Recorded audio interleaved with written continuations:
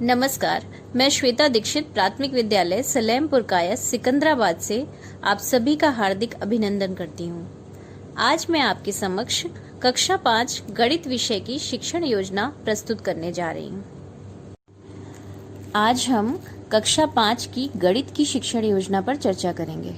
सबसे पहले आता है दिनांक। जिस भी दिन हम कक्षा में यह टॉपिक पढ़ाने वाले हैं, यहाँ पर हमें वो दिनांक डालनी है। कक्षा 5 विषय गणित, समय 35 मिनट। फिर आता है लर्निंग आउटकम। लर्निंग आउटकम हमारी सभी विषयों की पाठ्य पुस्तक में शुरुआत में ही दिए गए हैं।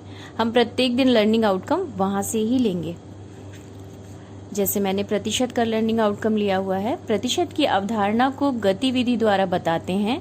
छात्र प्रतिशत की संकल्पना को भली भांति समझ लेते हैं।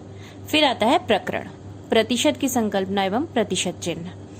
सीखने सिखाने की सामग्री। सीखने सिखाने की सामग्री में कक्षा में आप जो भी गतिविधियां करवाने वाले हैं उस दिन, उससे रिलेटेड आपको जो कुछ भी चाहिए, जैसे चार्ट पेपर, आप जो भी एक्टिविटी बना करके ले गए हैं वो एक्टिविटी ले जा सकते हैं। कोई मॉडल बना करके ले गए हैं, मॉडल बना सकते हैं। मैंने यहाँ पर एक चार्ट पेपर लिया है और कुछ ठोस सामग्री ली है, जैसे 100 कंकड़, कंचे, बीज आदि।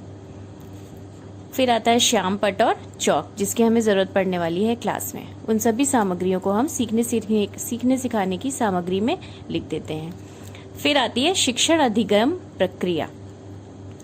इस प्रक्रिया के पहले चरण यानी शिक्षण की शुरुआत में, इसके लिए 5 मिनट का समय होता है हमारे पास। इसे इंटरेस्टिंग बनाने और शुरुआत से ही बच्चों को अपने साथ जोड़ने के लिए हम चार्ट या मॉडल आदि का प्रयोग करेंगे।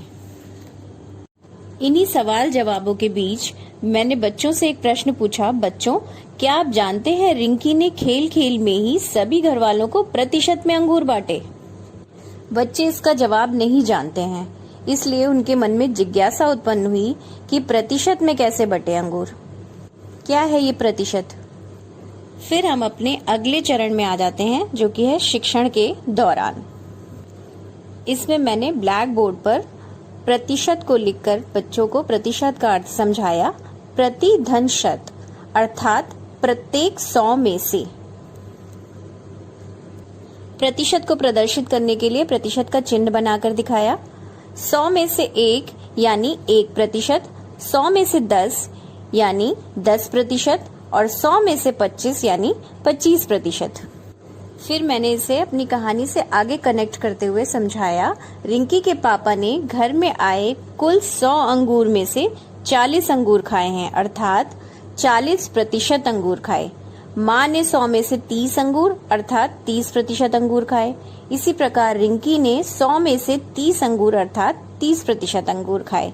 बच्चे बहुत ही ध्यान और एकाग्रचित होकर सुन रहे हैं और इससे हमारा आकलन इस प्रक्रिया में भी हो रहा है कि शिक्षण के दौरान बच्चे कितना इंटरेस्ट ले रहे हैं, हमारी गतिविधियों में कितना इन्वॉल्व हो रहे हैं और कितना सीख रहे हैं। सीखने सिखाने की प्रक्रिया को आगे बढ़ाने के लिए मैंने प्रतिशत को अब एक गतिविधि के माध्यम से बच्चों को समझाने का प्रयास किया। इस गतिविधि में क्लास के 4 से 5 बच्चों को लेकर के कई ग्रुप्स बना लिए। एक समूह में 100 कंचे, दूसरे समूह में 100 कंकड़ और तीसरे समूह में 100 बीजों को आपस में बच्चों को बांटने के लिए दे दिया।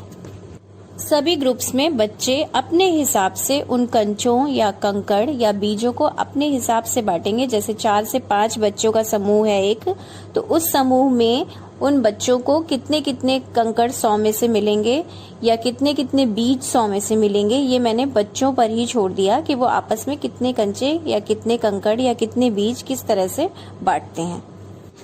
बच्चे जब इस एक्टिविटी में कंचे, कंकड़ और बीज बांट रहे हैं, उस समय मैं भी बच्चों को कंटिन्यूअस आकलन करती जा रही हूँ कि कौन सा बच्चा इस एक्टिविटी में कितना इन्वॉल्व हो रहा है या कौन कंचे बांटने में बिल्कुल हेल्प नहीं कर रहा है या ले नहीं रहा है, इस एक्टिविटी में इन्वॉल्व नहीं हो रहा है।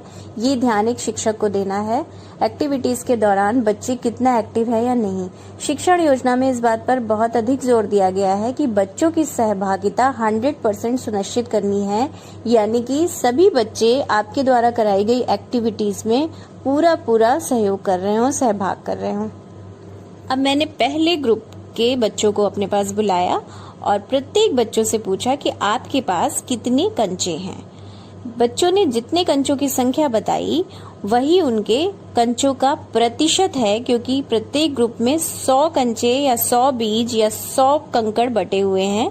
100 में से जितने उनके पास आए वही उनका प्रतिशत होगा। ये बच्चों को समझाने का प्रयास किया। इसी प्रकार से मैंने सभी समूहों के सभी बच्चों को उनके प्रतिशत बताए। अब आते हैं शिक्षण के तीसरे चरण यानी शिक्षण के अंत में या शिक्षण की समाप्ति पर। शिक्षण के अंत में कक्षा में कराई गई गतिविधियों में से ही प्रश्न पूछकर हम छात्रों का आकलन कर लेते हैं। जैसे कि मैंने एक्टिविटी में ही बच्चों को जो कंचे, बीज और कंकड़ बांटे थे उससे ही प्रश्न पूछा कि कोमल तुम्हारे पास कितने प्रतिशत कंचे हैं। बच्चे ने अगर उत्तर प्रतिशत में सही दे दिया, इसका मतलब कि बच्चों को प्रतिशत का कंसेप्ट क्लियर हो गया है। दूसरे उदाहरण सूरज से पूछ लिया, सूरज तुम्हारे पास कितने प्रतिशत कंकड़ हैं। और इसी तरह से बीच बीच में से कई बच्चों से मैंने जो कि ऑब्जर्व किया था कि बच्चे कौन से कम इंटरेस्ट ले रहे हैं या ज्यादा इंटरेस्ट ले रहे हैं, उस हिसाब से अपने हिसाब से मैंने उनसे प्रश्न पूछ लिया कि कौन सा बच्चा कम इंटरेस्ट ले रहा था उससे भी पूछा कि बेटा आपको कितने प्रतिशत मिले। तो वो भी जो है जवाब देने का प्रयास कर रहा है। इसका मतलब हम अपने शिक्षण कार्य में काफी सफल हो गए। अब आता है गृह कार्य। गृह कार्य में हमने क्लास में जो एक्टिविटी कराई है या जो कक्षा में पढ़ाया है उससे संबंधित प्रश्न ही गृह कार्य में देंगे। जैसे मैंने प्रश्न दिया है, राजू को परीक्षा में 100, अंग्रेजी में 100 में से 60 अंक, हिंदी में 100 में से 70 अंक एवं गणित में 100 में से 65 अंक मिले। प्रत्येक विषय में राजू के अंकों का प्रतिशत निकालिए। और कक्षा में जो पुस्तक के पीछे प्रश्न उत्तर दिए होते हैं उससे भी जो हमने गतिविधियों पर आधारित जो भी समझाया है उसके जितने भी प्रश्न उसमें दिए होंगे वो बच्चों को गृह कार्य में करने के लिए देंगे। फिर आता है शिक्षक का स्व आकलन।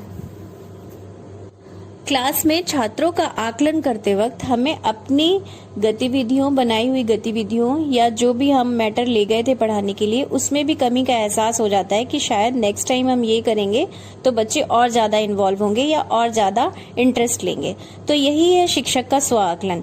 शिक्षण के दौरान आई कठिनाइयों को दूर करने की समझ बनाते हुए आगामी शिक्षण योजना को बनाएंगे।